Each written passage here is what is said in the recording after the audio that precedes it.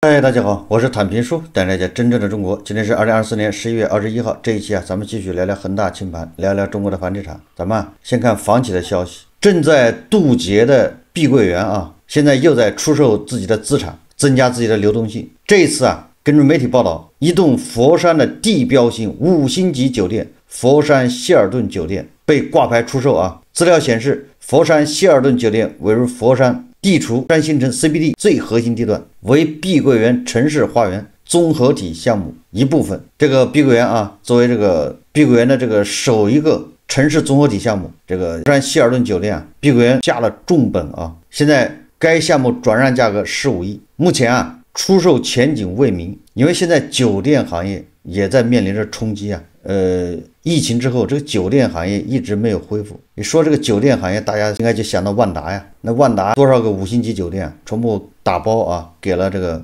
富力现在正在零售因为打包别人买不起，他只能零售，好的先卖，也卖不掉，没人接手。所以说这个碧桂园的这个希尔顿酒店也前景也不容乐观了。根据报道说，目前已经有潜在的买家正在与碧桂园团队进行洽谈。碧桂园在这个节骨眼上，什么节骨眼上？他不正在跟境外债权人在就债务重组博弈吗？这个时候被迫把他的资产出售，恐怕也是为了让这个债务重组方案通过来增加砝码。这叫壮士断腕，这叫断臂求生这叫壁虎断尾求生。但是我一直说的这个即便他债务重组成功，也说明不了什么问题，只能说暂时延缓，暂时让他喘口气，不代表他真的上岸了，他还是在生死的边缘。你比如说那个融创这债务重组去年就成功了，但是他现在还在渡劫你看天眼查显示，近日融创房地产集团有限公司新增5条被执行人和恢复执行信息，执行标的合计68.6亿日元。你说这个融创它能好得了吗？苟延残喘这个暴雷房企基本上都差不多，没有暴雷的现在都活得很累，不要说这些暴雷的。我们再看这个高盛对这个中国经济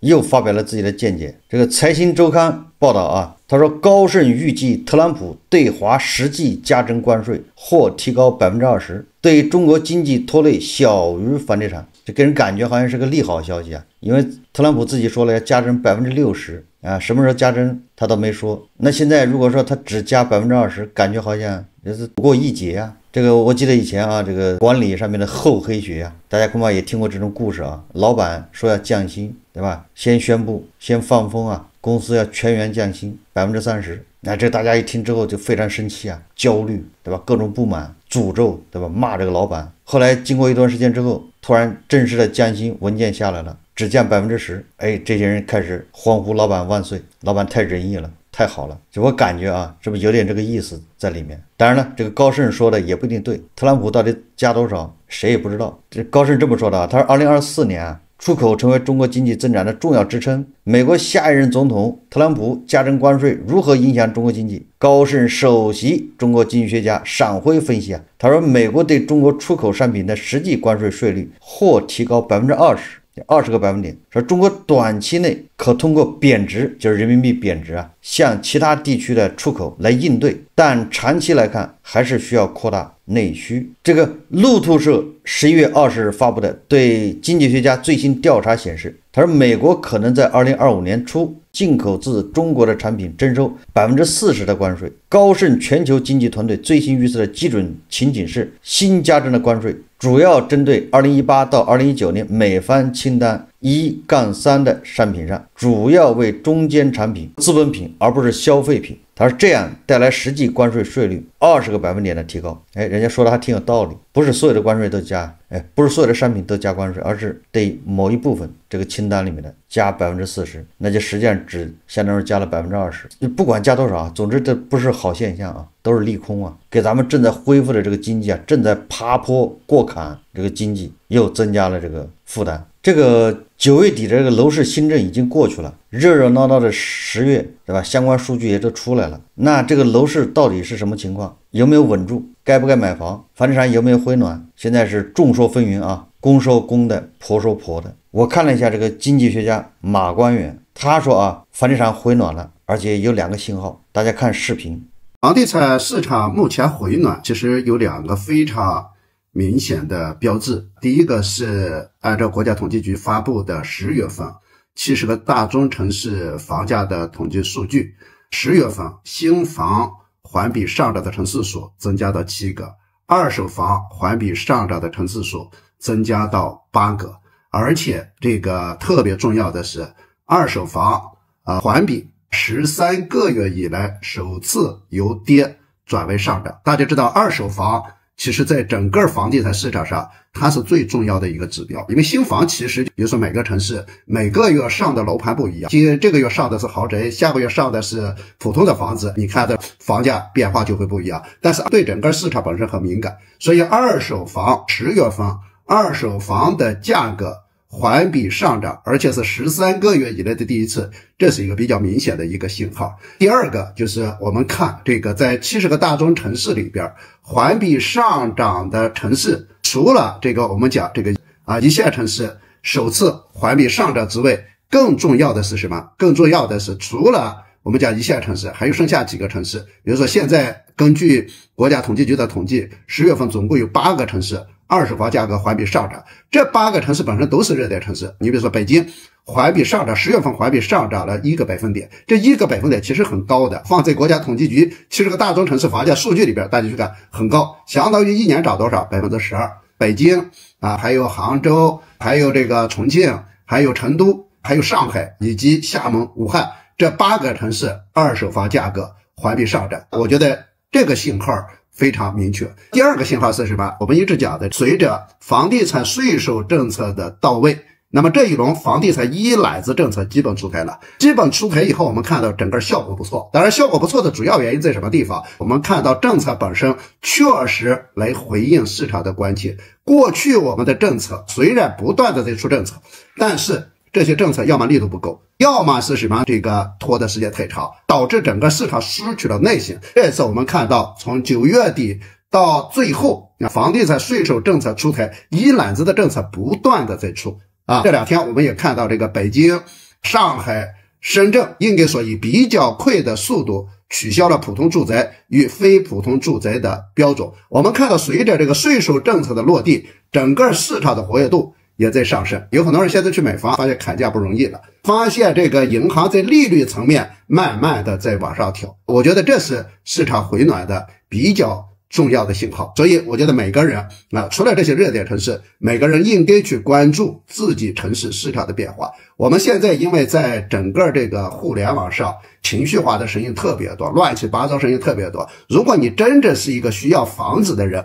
你应该看市场怎么去表现，市场的真实表现怎么样，你可以问一问，可以看一看，这样有利判断。我们认为这一轮政策出台以后，房地产起码这个热点城市距离止跌回稳的政策目标应该说慢慢的近了。所以最近房地产市场的热度，我个人认为仍然会持续，因为市场整体的预期已经出现了一个明显的逆转的这种信号。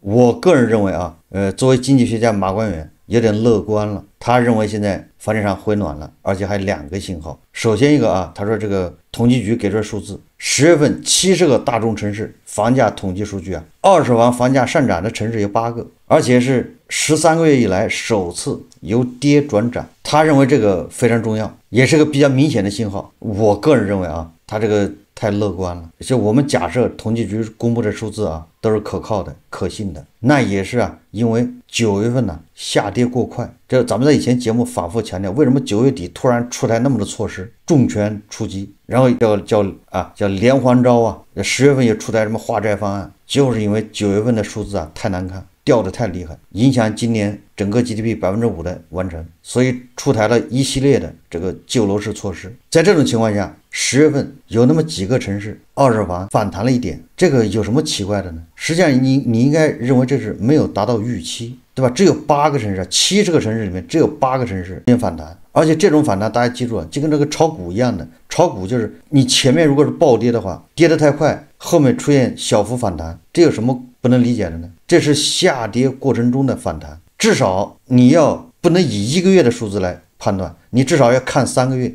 如果3个月都稳住了都或者是甚至往上走，那这是好事。这个你说止跌回稳没毛病。你通过1个月的数字，你就说它稳住了，这个有点草率，对吧？股票都是这么涨，跌多了它弹一下，马上接着下跌，对吧？这是第一个信号啊。它第二个信号说什么呢？这好像有点牵强附会了。它第二个信号，他说主要是国家出台这么多政策啊，都是为了回应市场呼声。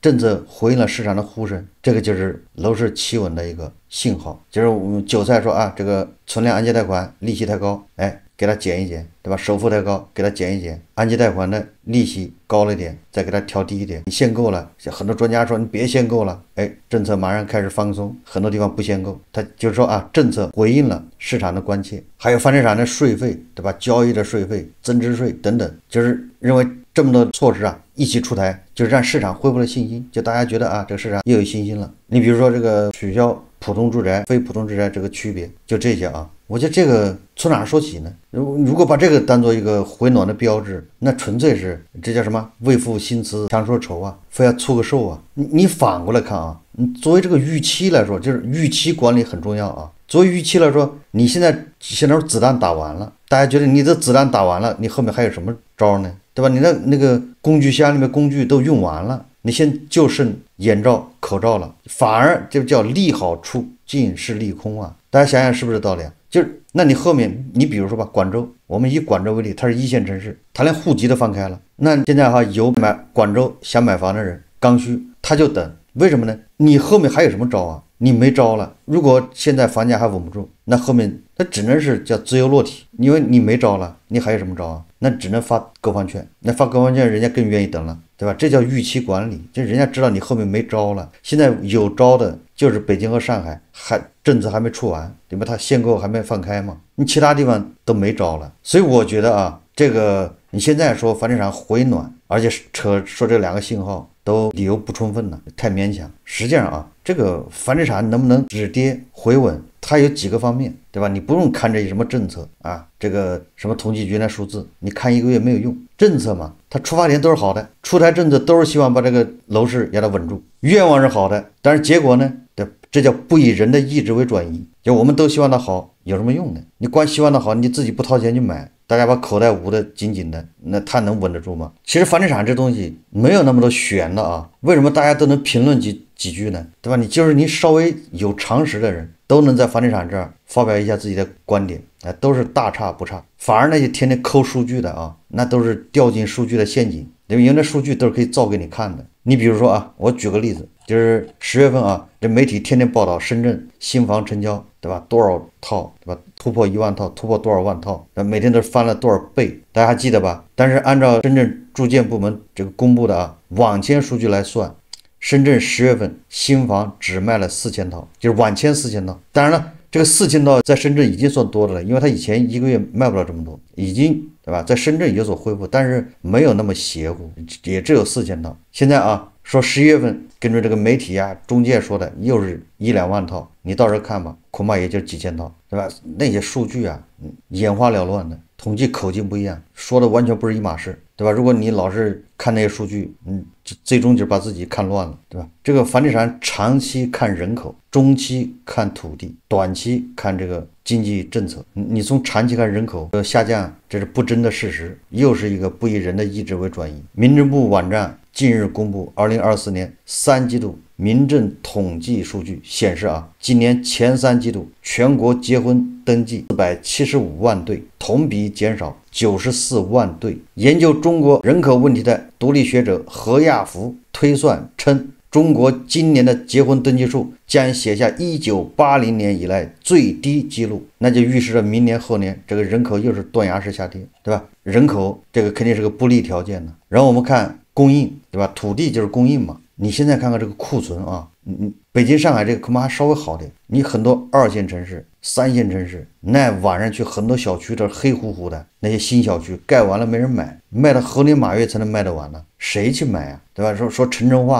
化咱们已经60%多了，还有几个点呢？能进城的已经进城了，现在还没进城的是真的是进不了，没钱没条件，但你怎么忽悠他都去不了。有条件早就进去了，因为为了小孩上学，很多人跑到城里买房，县城的跑到地级市买，对吧？这一轮好吃的好割的韭菜已经割完了，现在下面的真的割不动了。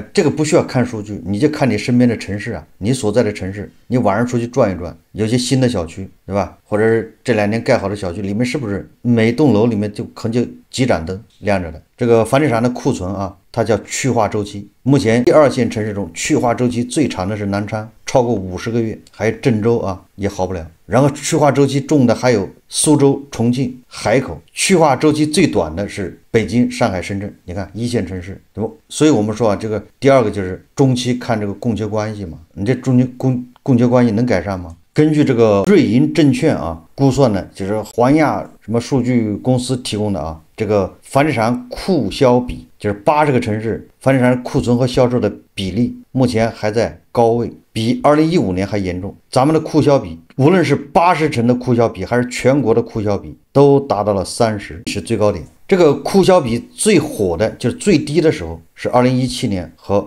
2021年，就是房地产到达顶峰，那时候库销比是最低的，现在库销比是30。然后短期看政策，大家说一说，韭菜买不买房，是因为你利息调低一点，首付调低一点，他就买吗？韭菜买不买房，这个归根结底啊，还是看他的收入，还是看他的预期，还是看他对房价的判断。如果房价在涨，就像牛市一样，那韭菜恐怕就是七大姑八大姨借钱买，因为买了它就涨啊，对吧？你今年是500万买的，明年就涨成600万，净赚100万，有什么不好呢？就房价永远涨嘛。在2021年之前啊，房价永远涨，这是信仰，很少有人怀疑，对吧？怀疑也无效，因为反正你也不买，自然有大量人会拿着钱去买，对吧？一直要涨到你瞠目结舌，对吧？越这样那些人越要借钱去买，你不买你赶不上这辆车了。但是现在呢，你看无论是政府还是各方都说叫止跌回稳，没有人说房价还能涨，包括马官员自己他也不敢说房价要涨，只说稳。既然稳的话，那韭菜他不着急啊。如果这房价稳的话，那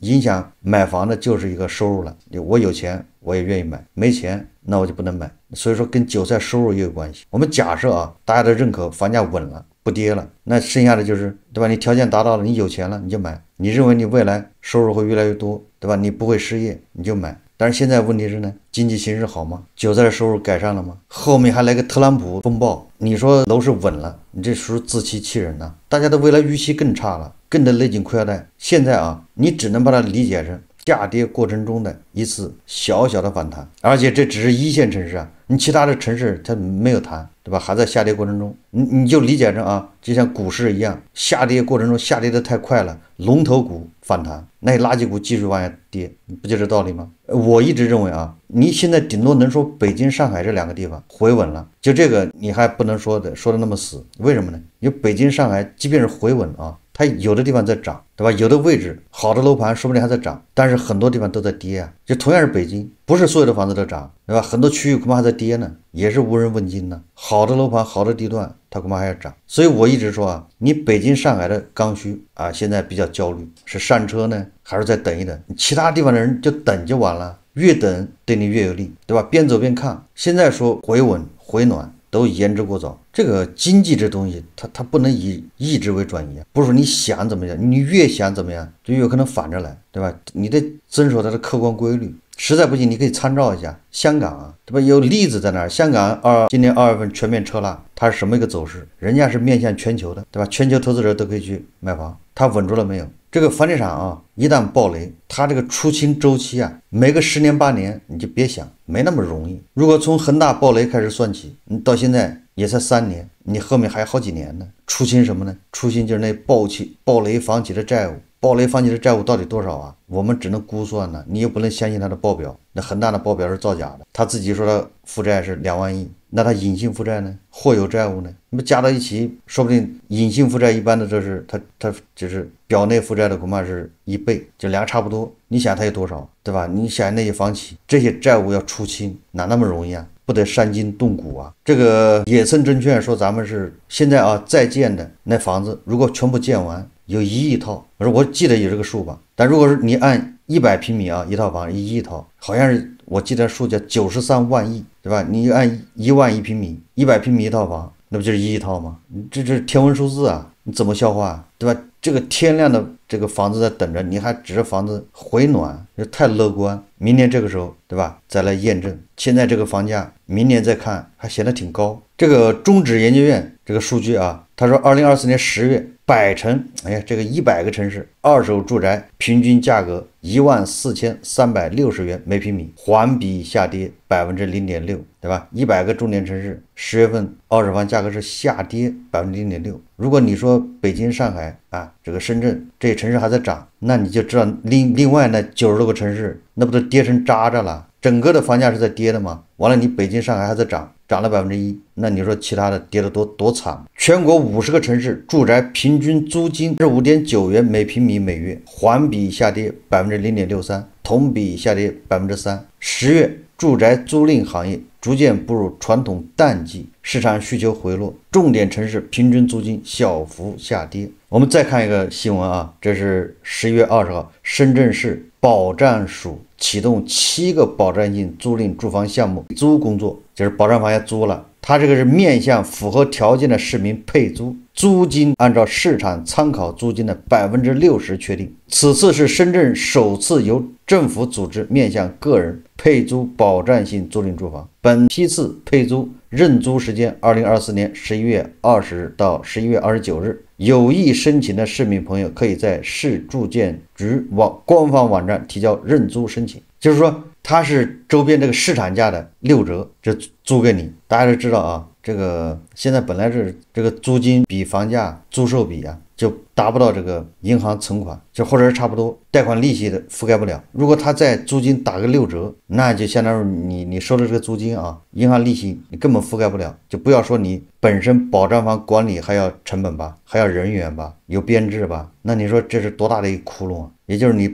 配租的房子越多，你的窟窿越大，你是赔钱的嘛，政府要往里贴钱呢。我们假设啊，政府就是借的钱嘛，央行给的钱，然后就收了好多房子，收了这个开发商卖不掉的房子，完了收了之后做保障房出租嘛，你按市场价6折出租，那你那个银行利息覆盖不了，你的管理费呢，人员呢，吃喝拉撒呢，看看这个各个地方政府到底收多少套房子用来这么赔钱，这个形成地方债，哎，到时候又得化债，如此反复啊，所以说这个债是越化越多啊。不过啊，这个对租房的人来说啊，你达到条件，你租房的话，那还是相当不错的，租金6折嘛，那这个是不是这个增加了供应呢？既然租房这么便宜，那他就更不愿意买房，或者就是推迟买房，就观望，反正租的也很便宜，比银行利息要低，所以你这样的房子推的越多，就意味着你更多的房子卖不掉，的需求更弱啊。所以你看它这个本身就是矛盾的，就是左右手互搏啊。本来他是打算买房的，刚需房被逼的，但现在一看我也达到条件，我可以租啊，对吧？或者是托人找找关系啊，搞一搞什么材料假材料，这不就可以租了吗？市场价本来是4000